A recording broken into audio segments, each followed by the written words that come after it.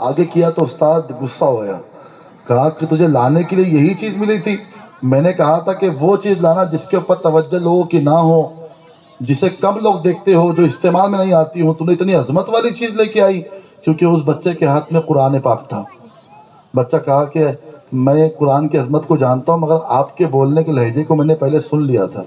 آپ نے یہی کہا تھا نا کہ جو سب سے کم دیکھی جاتی ہو وہ چیز، جو سب سے کم پڑھی جاتی ہو وہ چیز، جو چیز ہمارے گھروں میں بیکار ہو معاذ اللہ، جس کی کوئی اہمیت نہ ہو، اس کو لے کے آنا۔ تو ہمارے گھر میں یہی قرآن ہے جس پہ دھول جمی ہوتی ہے، جس کی جزدان اتنی پیک بندی ہوتی ہے کہ جلدی کھلتی نہیں ہے۔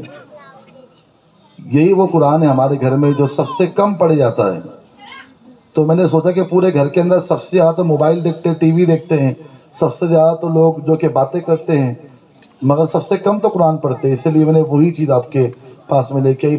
استاد کو اس وقت پتہ چلا، اور اس واقعے سے میں ایک بات آپ کو سیکھ کے طور پہ بتانا چاہتا ہوں کہ ہمارا بھی حال آپ دیکھ لیں کہ ہمارے وہاں پر سب سے زیادہ گھر میں سے نکالنے کے لیے کوئی چیز اگر ہم لیتے ہیں تو ذرا سا قرآن اگر ضعیف ہو گیا تو ہم کہتے ہیں جلدی سے جائے اسے مسجد میں دے کے آ جائے،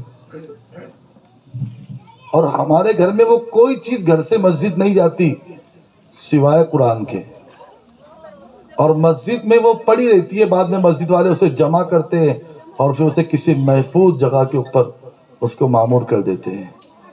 ہم نے گھر میں سے جو چیز نکالی وہ قرآن، بلکہ شادیاں بھی رسم بن چکی ہے۔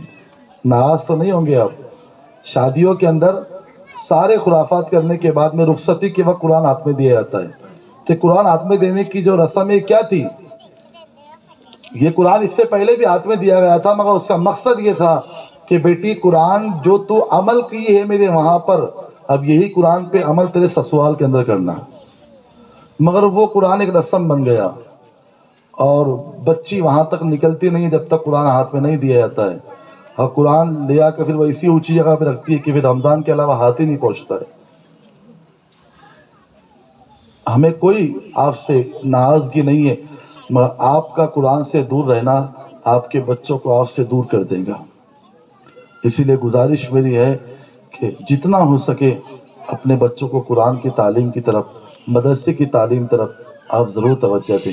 آئیے اب خدیجہ فیروز پٹھان اور سارہ ناصر خان، یہ دو